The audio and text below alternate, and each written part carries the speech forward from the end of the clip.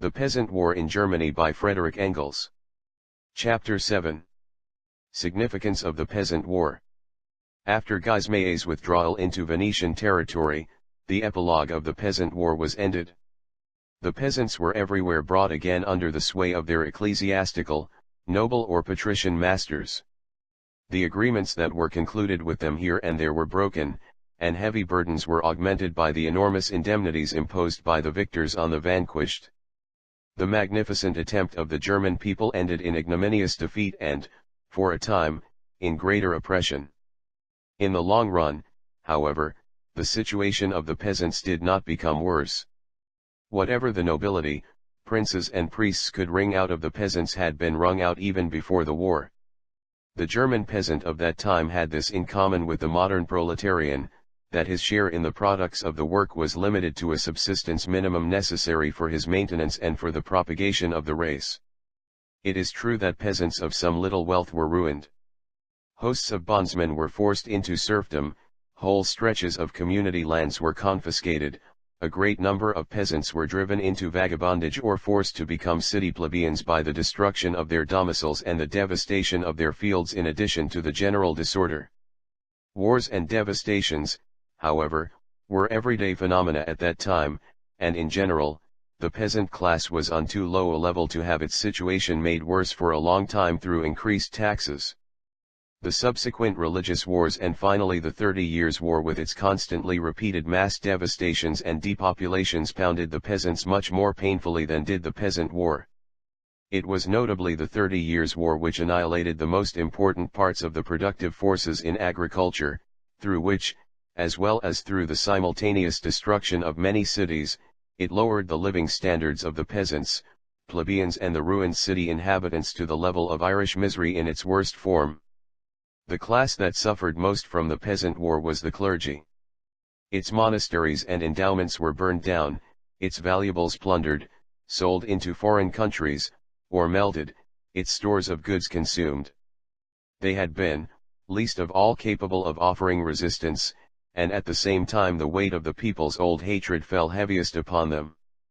The other estates, princes, nobility and the middle class, even experienced a secret joy at the sufferings of the hated prelates. The Peasant War had made popular the secularization of the church estates in favor of the peasants.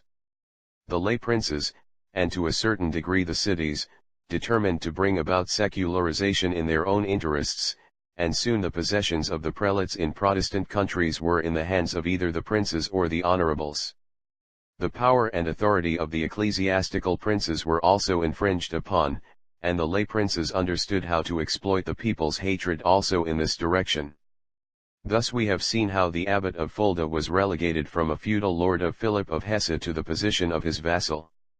Thus the city of Kempten forced the ecclesiastical prince to sell to it for a trifle a series of precious privileges which he enjoyed in the city. The nobility had also suffered considerably. Most of its castles were destroyed, and a number of its most respected families were ruined and could find means of subsistence only in the service of the princes. Its powerlessness in relation to the peasants was proven. It had been beaten everywhere and forced to surrender. Only the armies of the princes had saved it. The nobility was bound more and more to lose its significance as a free estate under the empire and to fall under the dominion of the princes. Nor did the cities generally gain any advantages from the Peasant War. The rule of the honorables was almost everywhere re-established with new force, and the opposition of the middle class remained broken for a long time. Old patrician routine thus dragged on, hampering commerce and industry in every way, up to the French Revolution. Moreover, the cities were made responsible by the princes for the momentary successes which the middle class or plebeian parties had achieved within their confines during the struggle. Cities which had previously belonged to the princes were forced to pay heavy indemnities, robbed of their privileges, and made subject to the avaricious willfulness of the princes. Frankenhausen, Arnstadt, Schmalkalden, Würzburg, etc., cities of the empire were incorporated into territories of the princes, Mühlhausen, or they were at least placed under moral dependence on the princes of the adjoining territory, as was the case with many imperial cities in Franconia. The sole gainers under these conditions were the princes. We have seen at the beginning of our exposition that low development of industry, commerce and agriculture made the centralization of the Germans into a nation impossible, that it allowed only local and provincial centralization, and that the princes, representing centralization within disruption, were the only class to profit from every change in the existing social and political conditions. The state of development of Germany in those days was so low and at the same time so different in various provinces, that along with lay principalities there could still exist ecclesiastical sovereignties, city republics, and sovereign counts and barons. Simultaneously, however, this development was continually, though slowly and feebly, pressing towards provincial centralization, towards subjugating all imperial estates under the princes. It is due to this that only the princes could gain by the ending of the Peasant War. This happened in reality.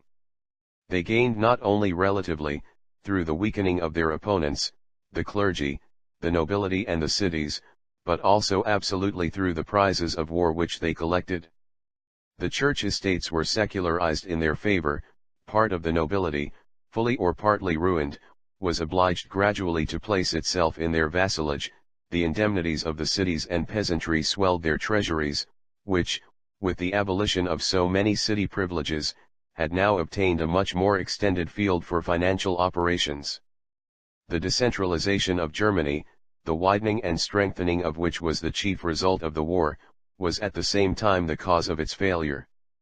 We have seen that Germany was split not only into numberless independent provinces almost totally foreign to each other, but that in every one of these provinces the nation was divided into various strata of estates and parts of estates. Besides princes and priests we find nobility and peasants in the countryside, patricians, middle class and plebeians in the cities. At best, these classes were indifferent to each other's interests if not in actual conflict. Above all these complicated interests there still were the interests of the empire and the pope. We have seen that, with great difficulty, imperfectly, and differing in various localities, these various interests finally formed three great groups. We have seen that in spite of this grouping, achieved with so much labor, every estate opposed the line indicated by circumstances for the national development, every estate conducting the movement of its own accord, coming into conflict not only with the conservatives but also with the rest of the opposition estates. Failure was, therefore, inevitable. This was the fate of the nobility in Sickingen's uprising, the fate of the peasants in the Peasant War, of the middle class in their tame Reformation.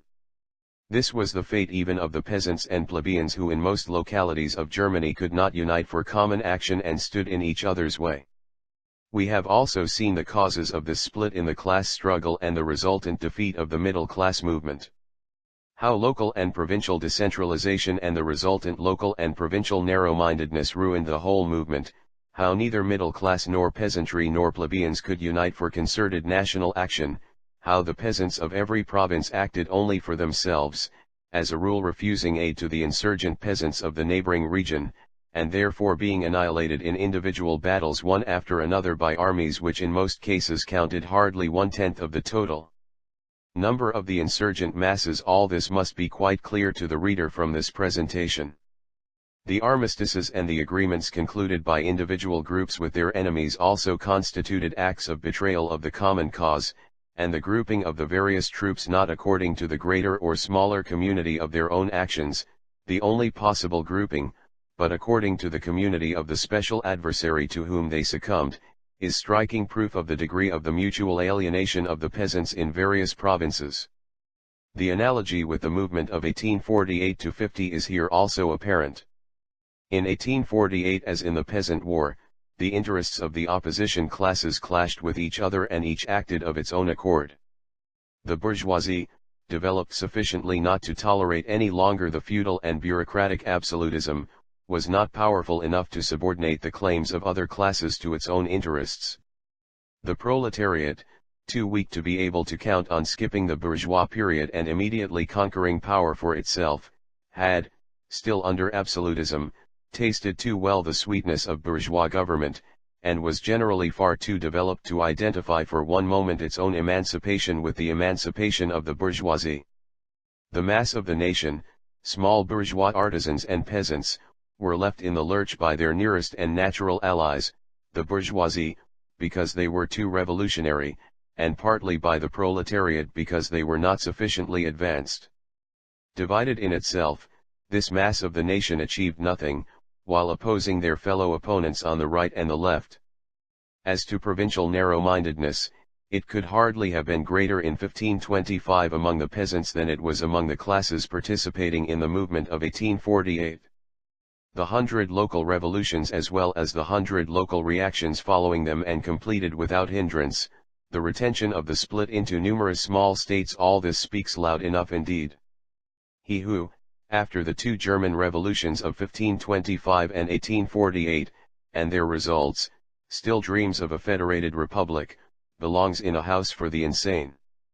Still, the two revolutions, that of the 16th century and that of 1848-50, are, in spite of all analogies, materially different from each other. The revolution of 1848 bespeaks, if not the progress of Germany, the progress of Europe. Who profited by the revolution of 1525? The princes. Who profited by the revolution of 1848? The big princes, Austria and Prussia. Behind the princes of 1525 there stood the lower middle class of the cities, held chained by means of taxation. Behind the big provinces of 1850, there stood the modern big bourgeoisie, quickly subjugating them by means of the state debt. Behind the big bourgeoisie stand the proletarians. The revolution of 1525 was a local German affair. The English, French, Bohemians and Hungarians had already gone through their peasant wars when the Germans began theirs. If Germany was decentralized, Europe was so to a much greater extent. The revolution of 1848 was not a local German affair, it was one phase of a great European movement. The moving forces throughout the period of its duration were not confined to the narrow limits of one individual country, not even to the limits of one quarter of the globe. In fact, the countries which were the arena of the revolution were least active in producing it.